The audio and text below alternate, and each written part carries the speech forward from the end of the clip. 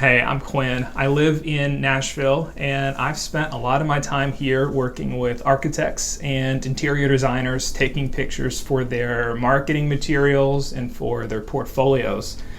And a lot of people that I work with care a lot about making sure that their photos end up looking very natural and real and believable and as true to life as possible.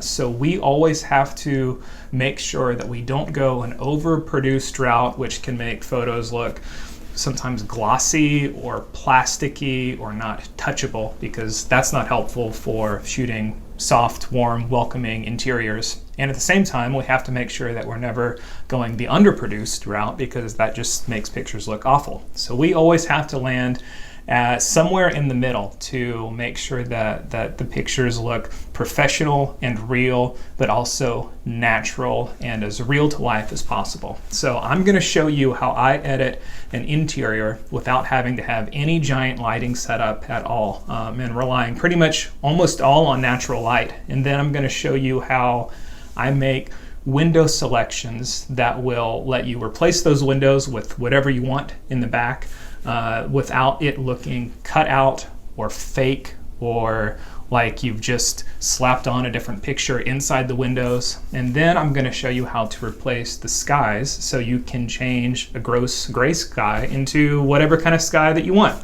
And these couple things are simple to do, but they take a photo to a place that helps them look very touchable and believable. And hopefully your clients will love you even more for it. So I'll see you in a second. All right, let me show you the final image, and then I'll show you how I got here. This is an interior of, obviously this is an interior. This is an interior of a really cool modern home in Nashville. And the reason that I wanted to walk through an edit of this one specifically is because this is like 95% all natural light. I did not have $60,000 of lights that I brought in, and I didn't have like 12 photo assistants helping me out to drag the lights all over the place. This is almost entirely straight up all natural light, with the exception of a little teeny tiny baby speed light that I held over my head maybe twice, just in case I needed to get a little light somewhere that I could brush in after the fact. So before you even see any of this edit, I hope that that's encouraging to you, knowing that you don't have to have tons of lighting gear and you don't have to have this giant production to have an end result that that hopefully looks pretty good. And yeah, let me show you from start to finish what kind of went through my brain as I was editing this. I use a lot of shortcuts, and I'm going to do all I can to show you where a certain thing is, that you can actually click and find it, versus just like yelling out a shortcut with Shift Option Command Z TF9 whatever. Like, I don't remember stuff like that, and it's I think it's just cruel. So I will show you where something is first, and then as best as I can, and then I'll use the shortcut after the fact. So this picture was made of two different exposures: a really good interior exposure and a good exposure of the windows of the through the windows of the outside. So I need to stack both of those images together, the good interior and the good exterior, so I can start working on it. So I'll go to File, New Stack, and I'm going to add both of these pictures. Yeah, this is like ridiculous how simple this was. This is like two pictures, and I've got a decent exposure of the outside, but the inside is horrendous, and I've got a good exposure of the inside, but the outside is not good. So I'm going to select both of these.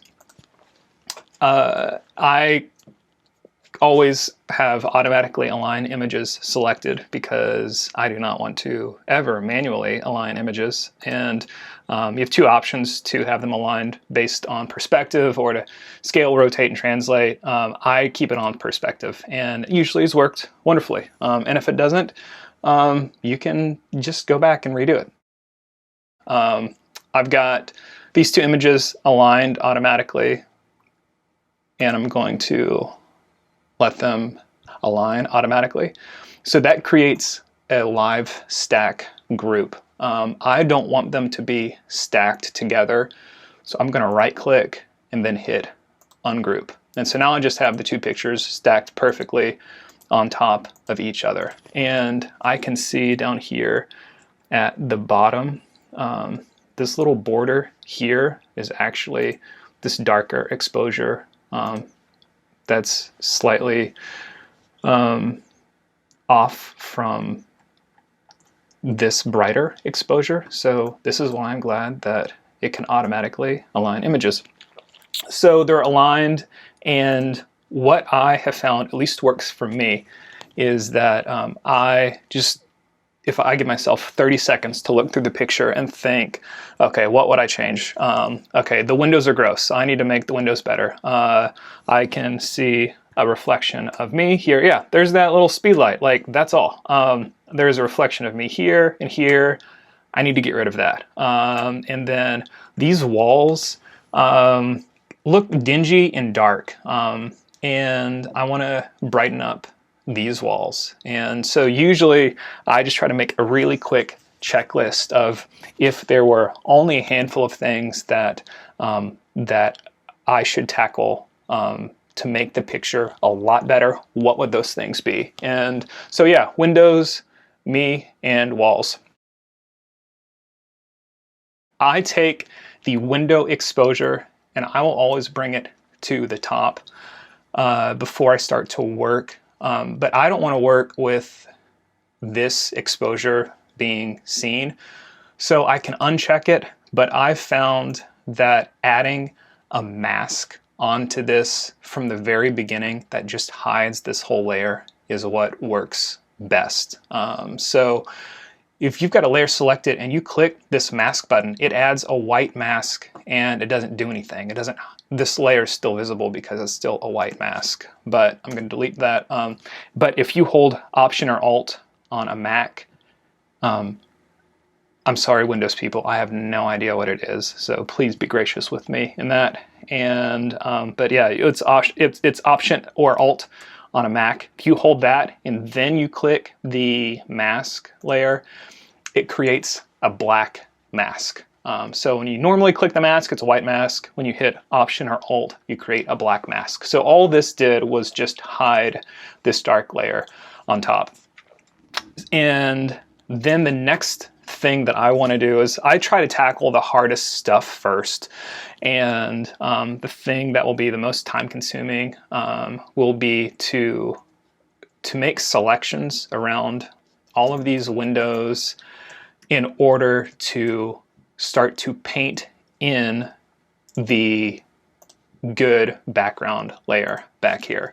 So you can use I think, yeah, this is the polygonal lasso tool. That works, but you'll probably run into problems faster with it because as soon as you run into just the slightest curve around this lamp or this pillow, it's just not going to be working. So I use a pen tool and I will click this smart mode when I'm using the pen tool because it will just really intelligently kind of figure out the correct curve between different nodes that I make instead of having the manual controls where you can manually control this curve.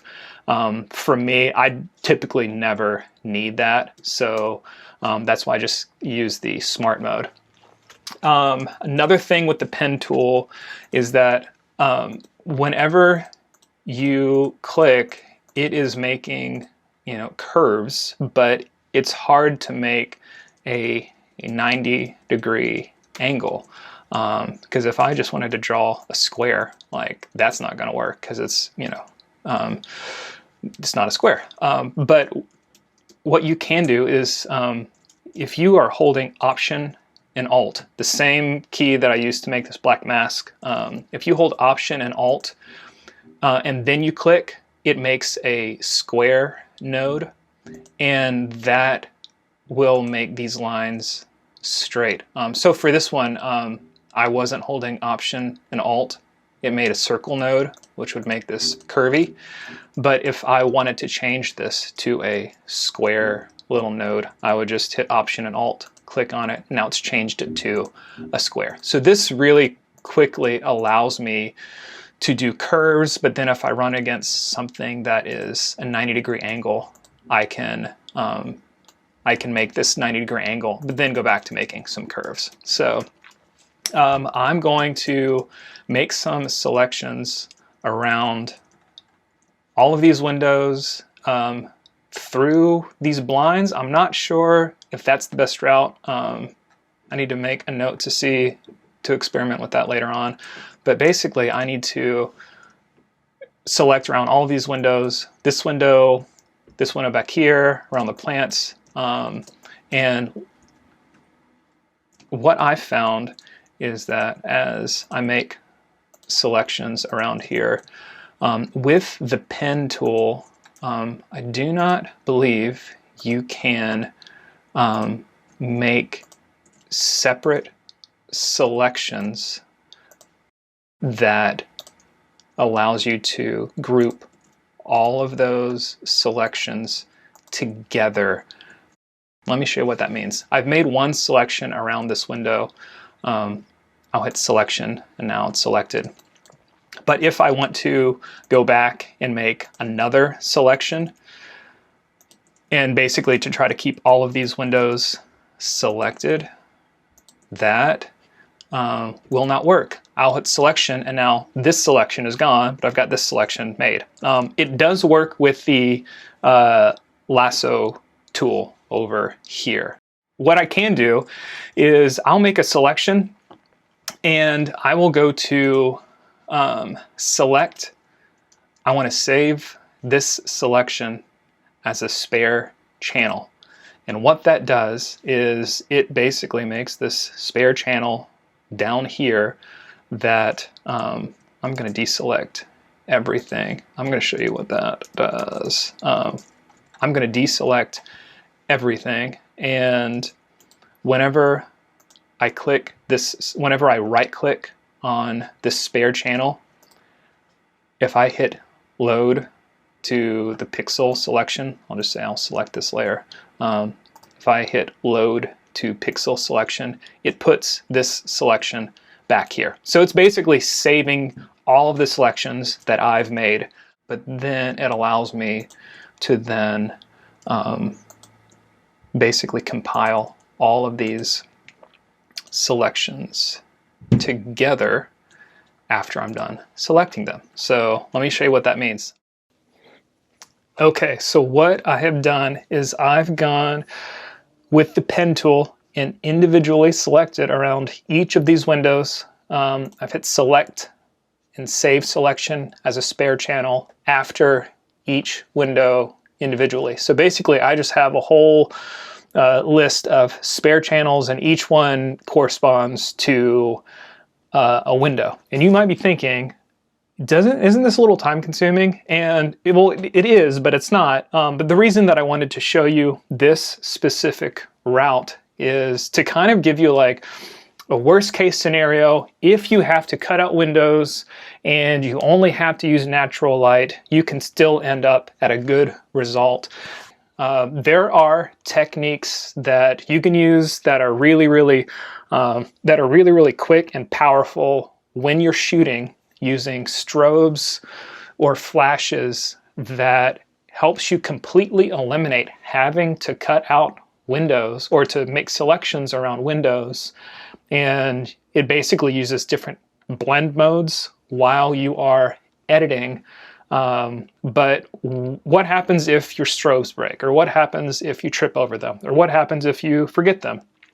And so that is why I wanted to show you this technique in order to show you that hope is not lost if you run into a situation that you have to make what you have to work with work. The times that I feel like I've learned the most in shooting and using Affinity is if I had to go to plan B during a shoot, or to plan B, or to plan C during a shoot, or to plan D and E, if things kept happening that that weren't my original plan, that actually helped me learn and be more confident when I was shooting and when I was editing, that if my strobes exploded and I wasn't able to do the first option that I like to do while shooting, that's okay. There's another way around it. So I hope that's encouraging to you. And so to answer your question, well, that was not your question. It was my question that I asked kind of on your behalf.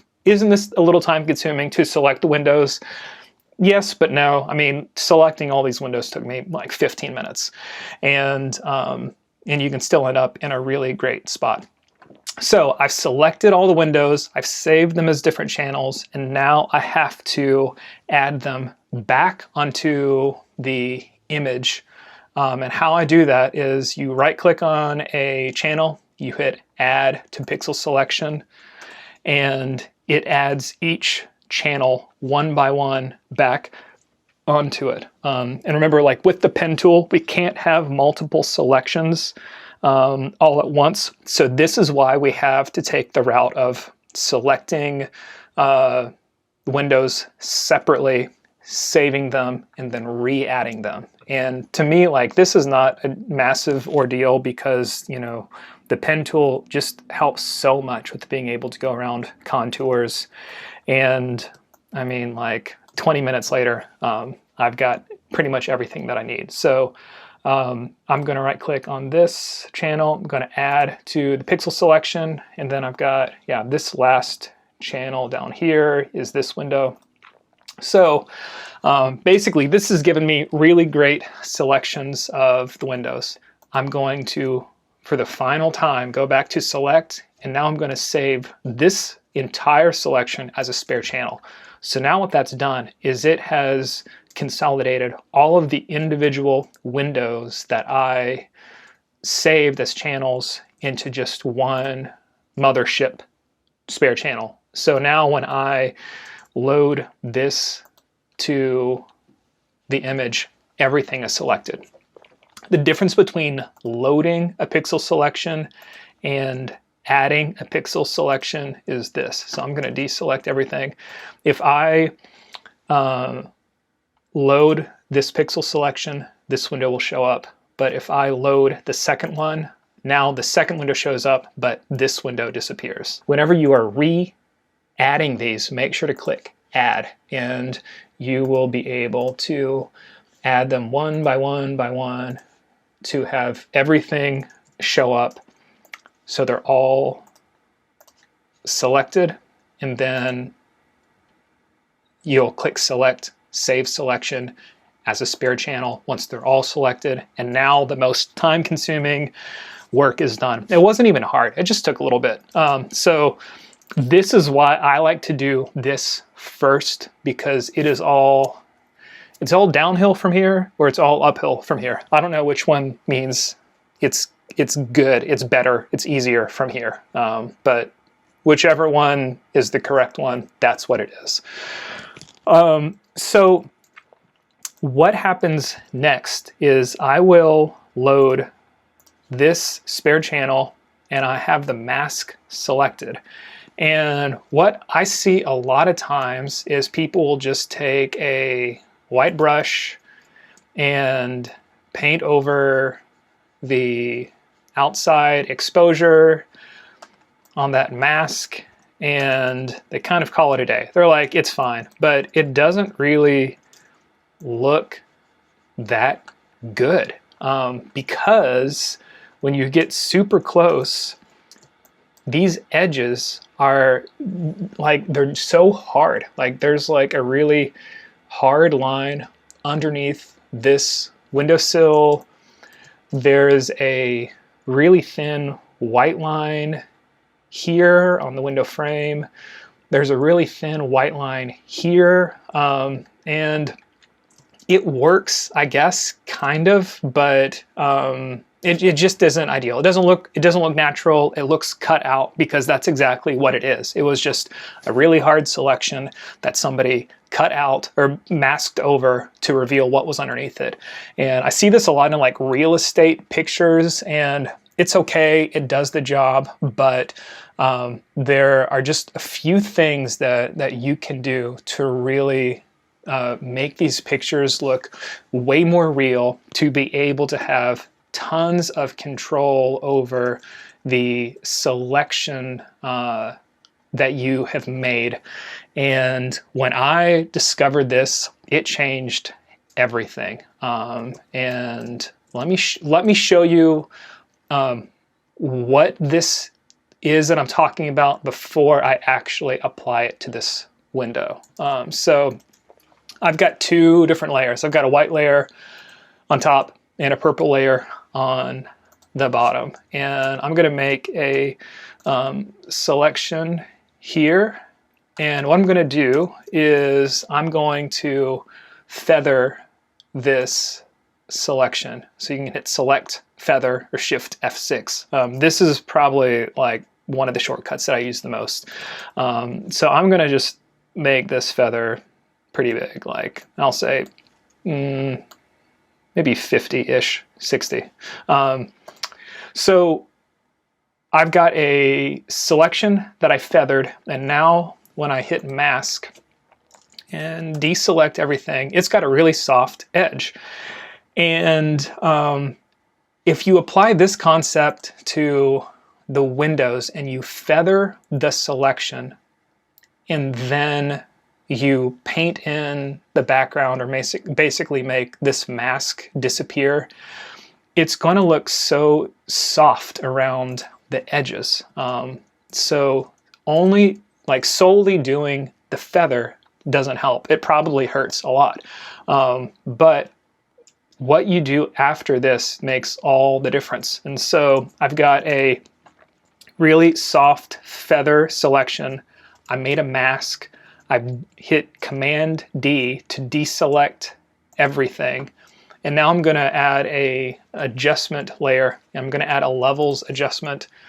I'm going to drag the levels adjustment to the right side of the mask, and absolutely nothing happens. But then when you click the alpha channel, the alpha channel itself gives you control over the mask itself. Because a mask really isn't comprised of like blue and green and red channels, this is why, you know, selecting the alpha channel is what you need to select when you're dealing with adjustments that have to do with the mask.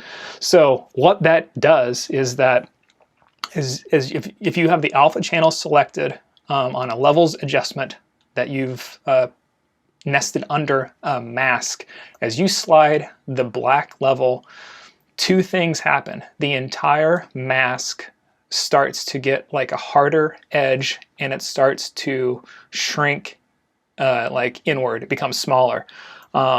And with the white level, the edge becomes harder also, but it starts to expand out.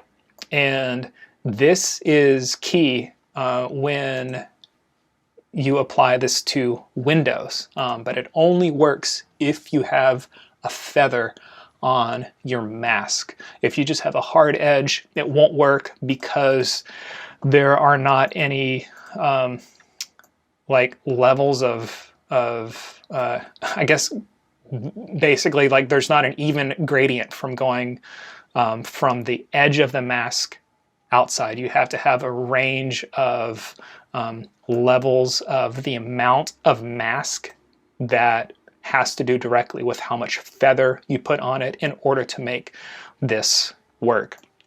So basically what I'm saying is make sure that the mask is feathered. And it doesn't matter how much you feather it, it just has to be feathered.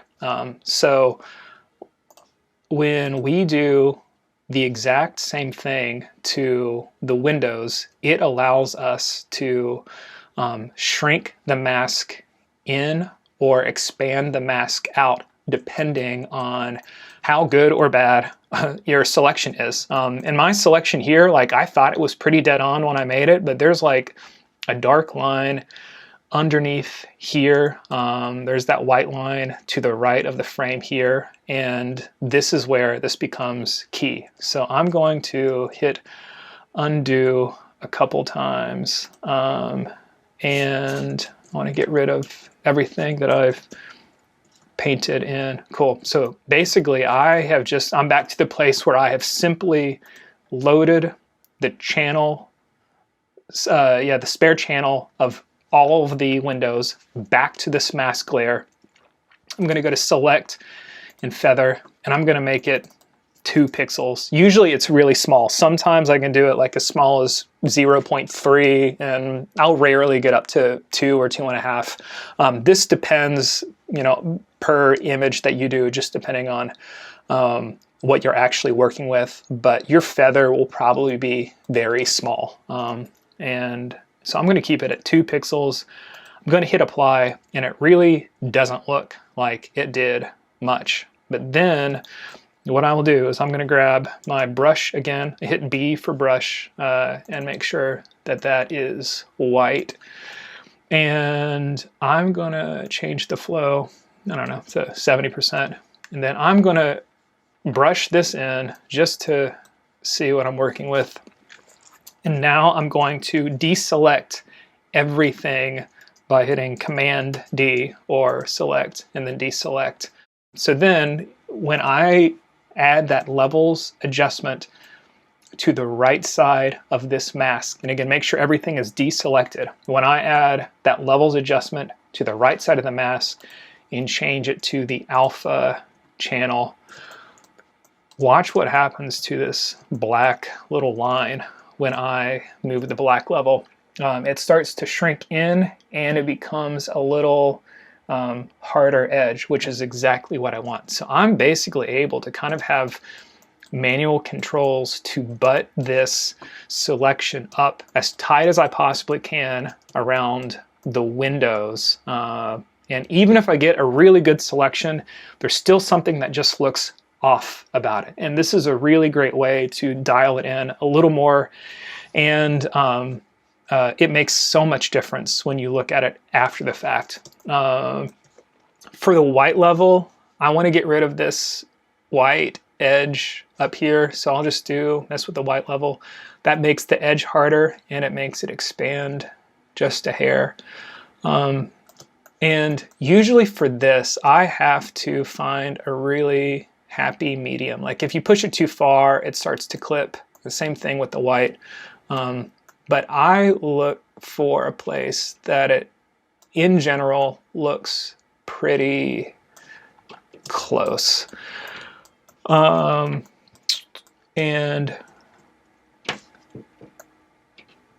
I think that's going to be good. I may need to go back and adjust some of these selections, but this is very forgiving. As long as it's feathered a little and as long as you use the levels adjustment, you can go back and tweak this anytime. So if I uncheck the levels adjustment, even though when you might be first looking at this picture, it looks okay, but this having just cleaner edges is one little element that will add into everything else that we do in this edit that just makes it start to look really real and believable. After the fact, I can go in and adjust the opacity, and usually this is one of the last things that I do. But right now I'm happy with this. I'm only really looking for, do the edges look okay? And yeah, cool.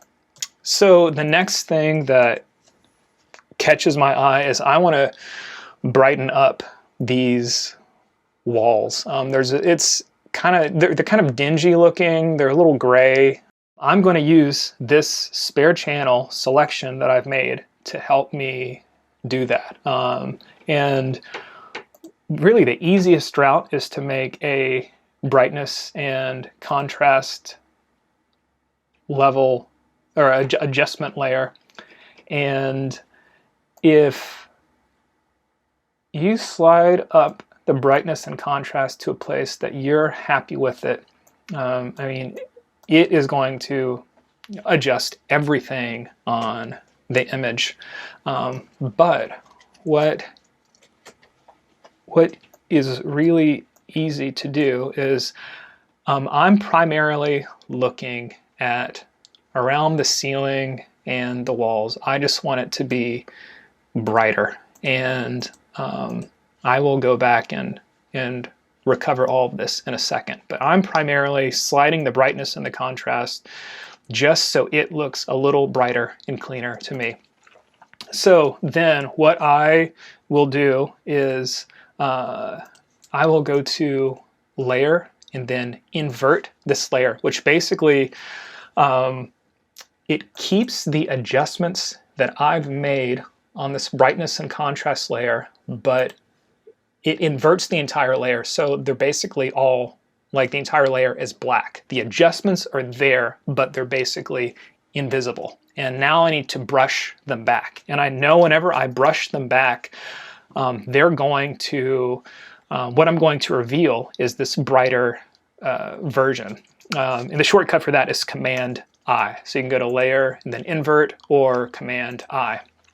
But I don't want to have to try to manually brush around this, and because I mean, if I just grab a white brush on this black layer, if I just start to do that, like I'm going to be painting over the windows, and it's just not going to be good. I'm going to be painting on the outside, and it's sloppy. And I want a clean, hard line that I can make sure that I will not be adjusting stuff that I don't want to adjust.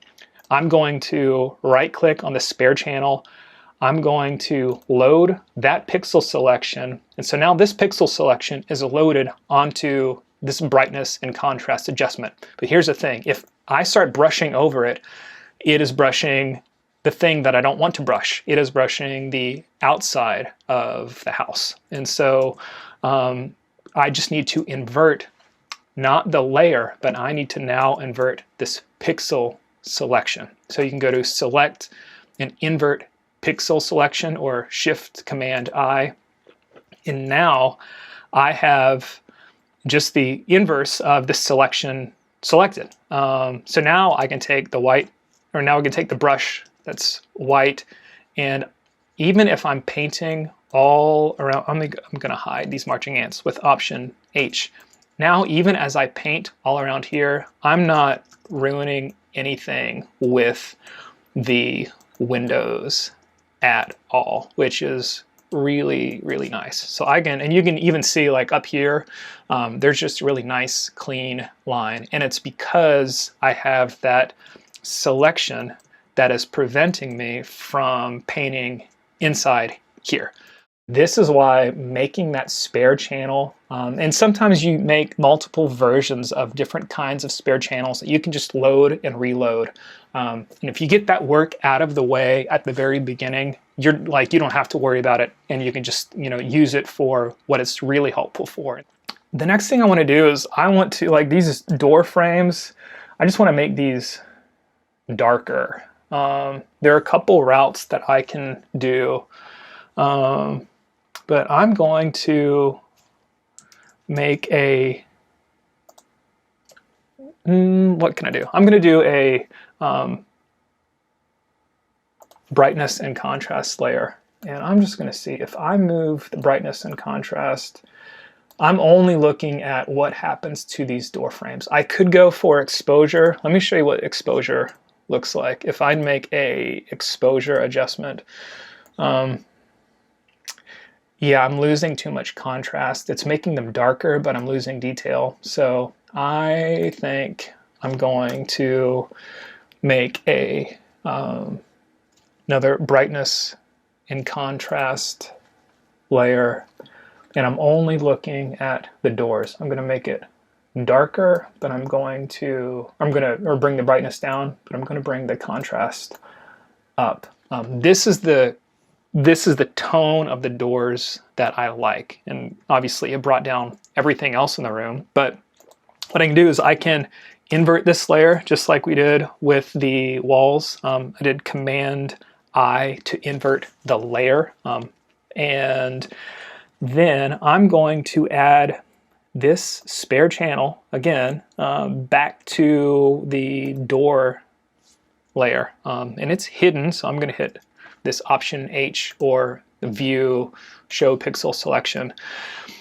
So the first thing I need to do is to invert the pixel selection. And even though it looks exactly the same, you can always test out what's happening by just testing it out real quick. So I've got a brush and I'm going to make it white, and if I paint over here, yeah, it is in fact making this door frame darker, but it's not messing with the trees outside. And you know what? I may be able, because this is really subtle, I may be able to just do this manually. The thing that I'm concerned about is looking up here. I want to make sure that I'm not sloppy with this brush, because this selection is still letting me paint everything outside of these lines. I mean, I can paint up here and it would be very, very bad. So if I have just a slight adjustment here, and if I'm very careful with this, I don't have to make a new selection to just get the top of the door frame. I'm just going for subtle, and I'm happy with that. Yeah, is there anything else that needs to be darker? I'm hitting Option H to hide it. I just use this to check back and forth a lot. Yeah, I'm happy with this door frame. So I'm just going to name this Darker Doors, and then I forgot to name this Whiter Walls. What I'm doing now is I'm putting this video into warp speed and just talking you through the next couple edits that I did, because they're to get rid of tiny eyesores, but they're still important to do. But you didn't need to watch me use the inpainting tool for 25 minutes. This is what I did. I used the inpainting brush tool first on the security sensor in the middle of the door. That got rid of the sensor, but I needed to use the clone brush to add the seam of the door back in. So I just clicked the clone brush and then referenced the seam that was underneath where the security sensor was and painted that back in. And when I use the inpainting brush tool, there was a little hard edge around where I painted it in. So I used a combination of the healing brush and the inpainting brush just to get rid of that hard edge around the security sensor. The next thing that I did here, also with the inpainting brush, was to get rid of my reflection in this chrome lamp. And I used the inpainting brush first just to see what it would do. And it didn't look bad, but it didn't look totally correct. But I at least got rid of me. And then I used the pen tool to make a selection around the door. And I used a combination of the clone brush and the healing brush and the inpainting brush kind of at random, just to experiment with how I could make the door look a little more realistic and not noticeable. Because, like, after all, I mean, when you're looking at this picture at 100%, as long as your eye isn't drawn to a distraction in the chrome lamp, then I feel like that's a success. So it's not necessarily about trying to recreate pixel for pixel what it was actually like in real life. But if you are able to end up at something that just looks believable, that's all you need to do. So I got rid of me on the top, and I did the exact same thing down at the bottom with, I selected the door and I used a combination of the inpainting brush and the healing brush to just make this random enough but clean enough that your eye wasn't drawn to seeing a person. And then finally, the last thing that I did was I got rid of the can lights on the top, and I got rid of a light switch underneath the painting close to the left-hand side. And again, inpainting brush tool easily got rid of the top right can light. The light switch was easy to remove, and I used the inpainting brush to get rid of the can light on the top left, and I had used the clone stamp just a little to straighten up the edge of the chimney. I want to adjust the saturation of the trees outside. As things get further away, the saturation decreases, but in this picture, the saturation has almost decreased too much. Even though the trees are just in the backyard, they're not as saturated as what they should be. So I'm going to bring up the saturation just a hair in order to make it look a little more believable. I'm trying to match up the greens with the trees on the outside to the greens with the plants on the inside. So let me show you what I mean with that. So I will click on the window layer that I have, and I'm going to add a hue, saturation, luminosity layer to right above the mask here, and I'm going to bring the saturation up, and I'm just eyeballing it to make sure that it matches these leaves here.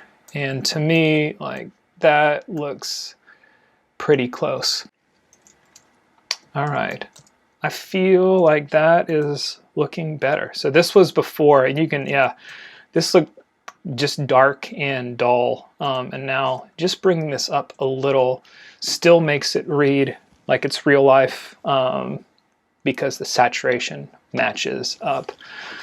And one more thing that I try to implement in pictures whenever I can is to do sky replacements when it makes sense. This was a kind of a cloudy day, and you can see like the clouds are either gray or white, and I just try to add in a little bit of blue sky and some clouds whenever I can. And on the Affinity forum, I found a couple macros that I downloaded and installed and tweaked just a little that helps me make really easy selections of the sky. So I will make sure that you can download those as well, because they are a lifesaver to me.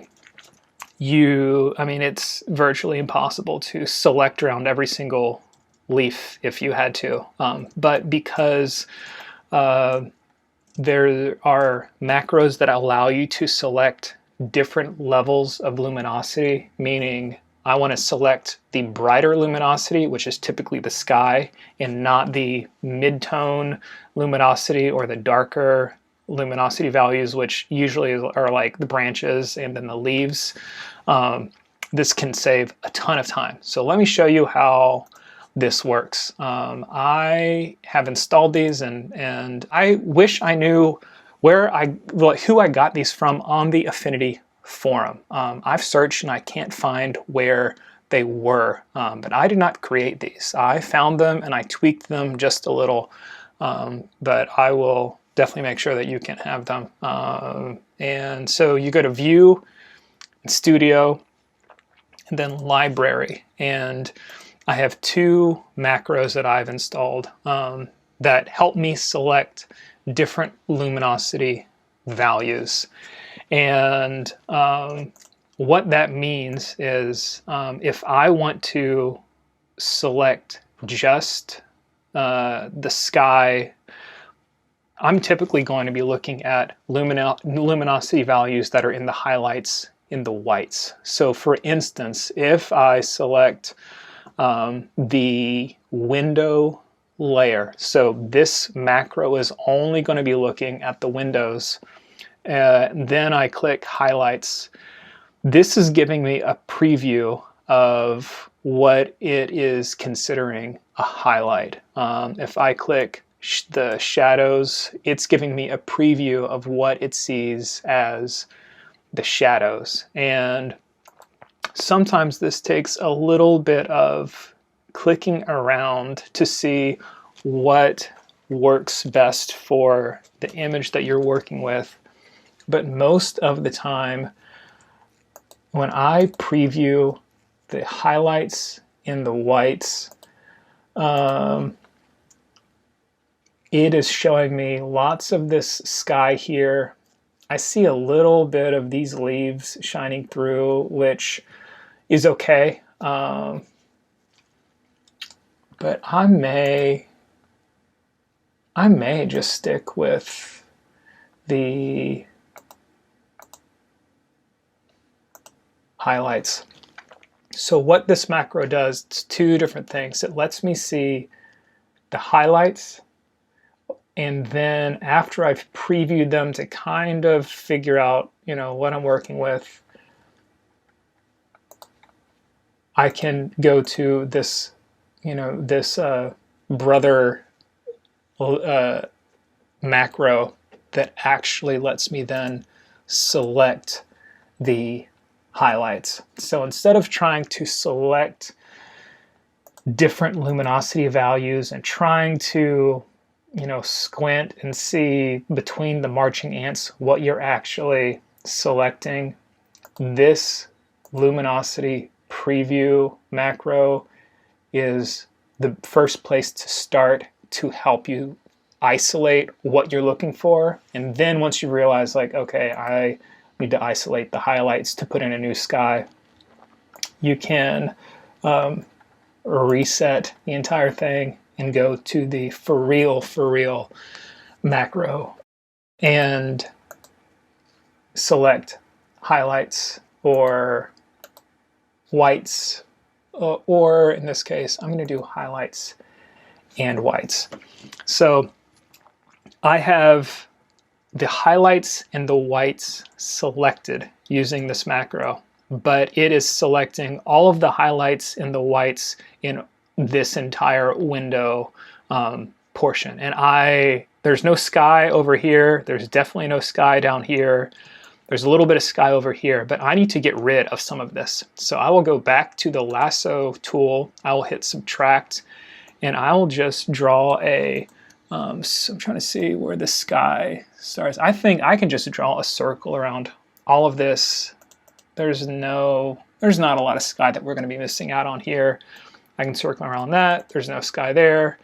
And there might be a little sky here, but I'm only going to use the top half. So now what I have done is I've used this luminosity selection to isolate only the highs and the whites of this window only. And then I will go to select and feather it. And we're going to do the same thing with how we feathered the mask around the windows. But I'm going to do another feather just around this selection itself. I'm going to make this like 1 pixel. I think that's all we'll need. Now I'm going to make it 1.5 just to be safe. So I've made a feather around this selection that is of the whites and the highs. And now I'm going to make a brand new pixel layer on here. I'm going to drag it to the very top. And now I'm going to click on, I'm going to make sure this pixel layer is clicked. Then I have a library of cloud pictures that I just take on my phone whenever I'm out, or the clouds look cool. I have them all throughout the day and throughout the year. That just gives me a good library of cloud pictures that aren't stock photos, that are actually taken in Tennessee, so the lighting and the cloud shapes look very consistent with how stuff looked like, or typically looks like, when I'm shooting in and around Tennessee. And I will make sure that you have all those cloud pictures to, you know, insert into your pictures too. But I mean, it's so easy just to, you know, whenever you see clouds, just start making a library of clouds that you can add to your phone, that then you can use to have real life sky replacements that are not stock photos. And it just makes it look that much more real. So what I'm going to do is I'm going to pull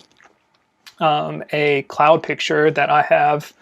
You can go to place or file and then place, and then I'm going to open up my cloud folder, and I'm going to see what I like.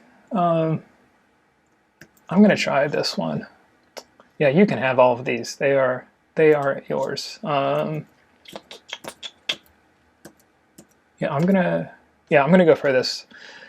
Clouds 5. And so as you place it, you can stretch it in, and then I'll just kind of pull it up a little at first. So now I have a cloud image that I've placed in there, but this selection was made from the lights and the whites values that I pulled from this window exposure.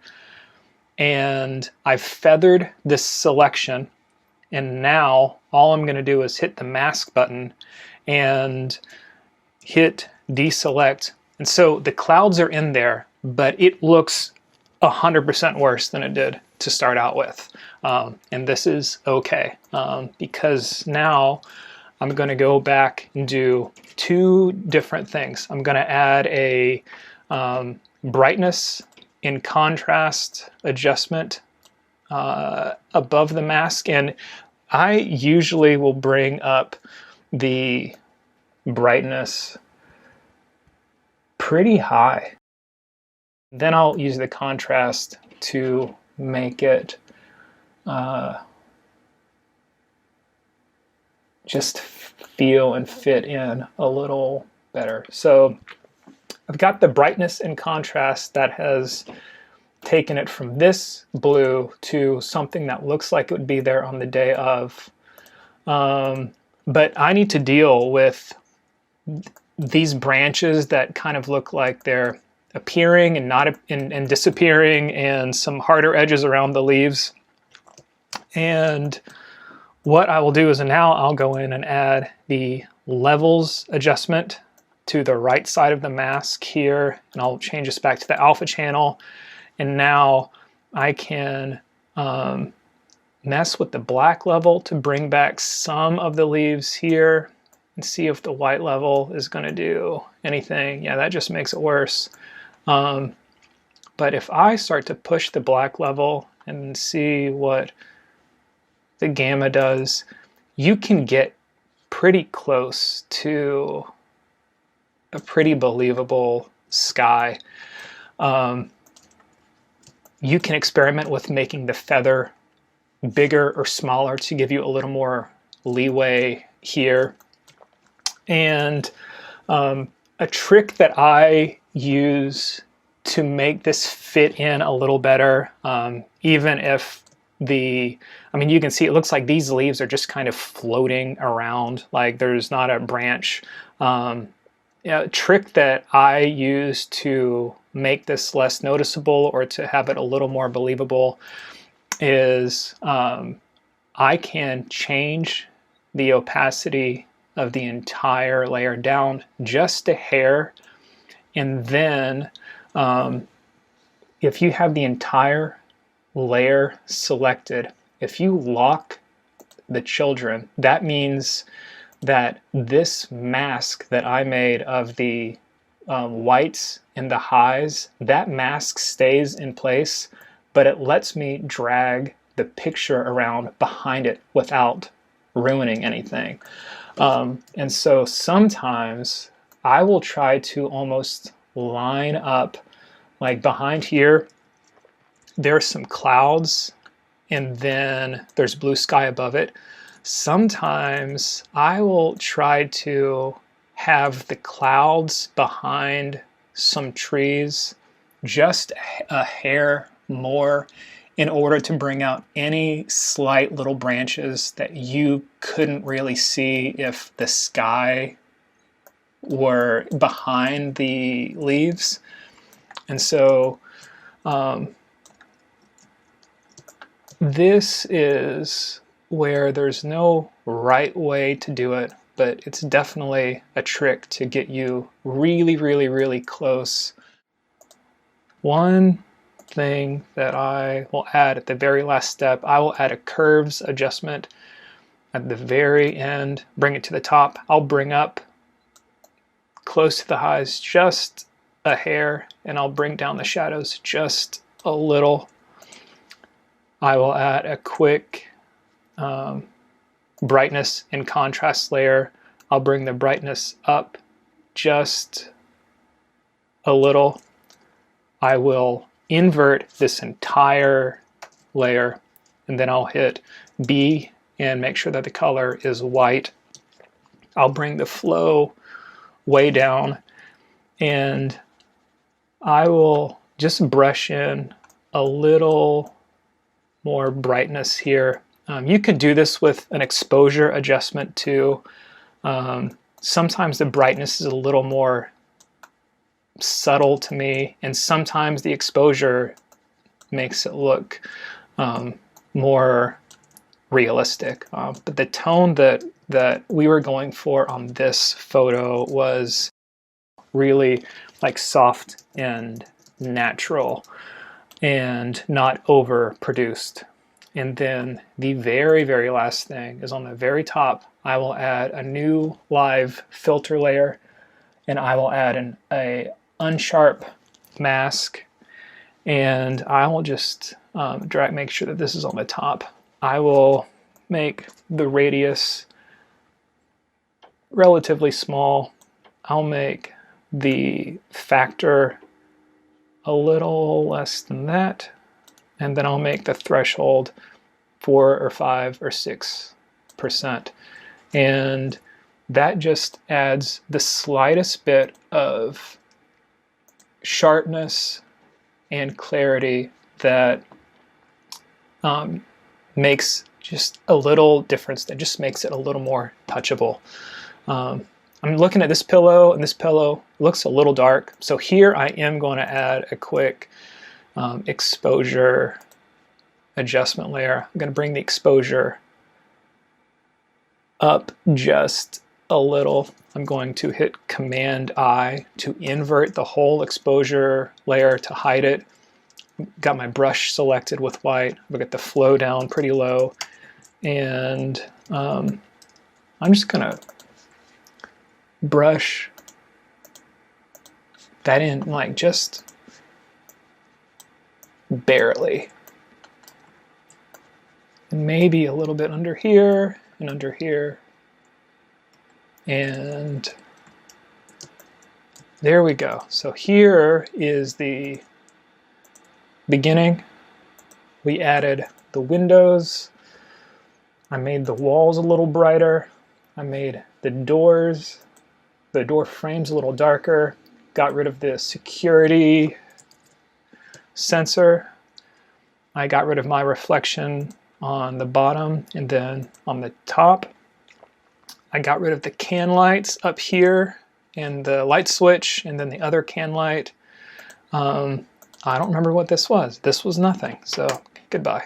And I added the clouds by using the luminosity selection macro and put those back in. I added a curves adjustment to bring up the highs a little more and to bring down the darks a little more. And I made, with the brightness and the exposure, I just made the couch area and underneath this chair a little poppier. Then finally, an unsharp mask that looks like it did nothing, but it did a little bit of something. And there we go.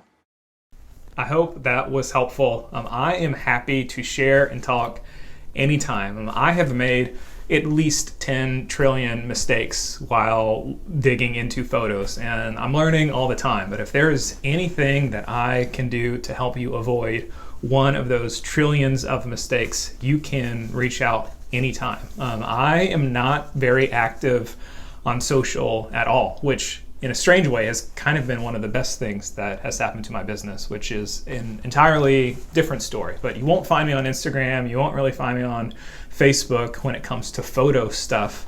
But I would love to talk on the phone or email or do a video call or something that we can have a real-time conversation. So I am very accessible.